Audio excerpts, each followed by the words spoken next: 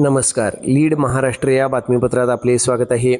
मिरज ग्रामीण पोलीस ठाणेतर्फे नागरिकांचे गहाळ झालेले अंदाजे 2,35,000 रुपये किमतीचे 14 मोबाईल शोधून नागरिकांना परत केले. माननीय तुषार दोशी, पोलीस अधीक्षक सांगली, माननीय अप्पर पोलीस अधीक्षक कल्पना बारावकर सांगली, माननीय अजय कोकाटे, उपविभागीय पोलीस अधिकारी मिरज यांचे मार्गदर्शनाखाली पोलीस निरीक्षक सोमनाथ वाघ, मिरज ग्रामीण पोलीस ठाणे, पोलीस कॉन्स्टेबल वसंत कांबळे.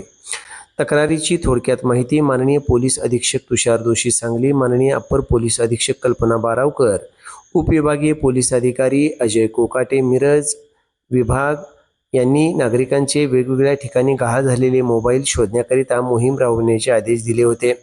त्या अनुषंगाने सोमनाथ वाघ, पोलीस निरीक्षक मिरज ग्रामीण पोलीस ठाणे यांनी मिरज ग्रामीण पोलीस ठाणे हद्दीमध्ये गहाळ मोबाईल शोधण्याकरिता आदेश दिले होते. त्याप्रमाणे तांत्रिक माहितीद्वारे पोलीस ठाण्यात मोबाईल गहाळ असलेले अंदाजे 2,35,000 रुपये किमतीचे 14 मोबाईल वेगवेगळ्या ठिकाणावरून हस्तगत करून सदर मोबाईल तक्रारदार नागरिकांना परत केले आहेत.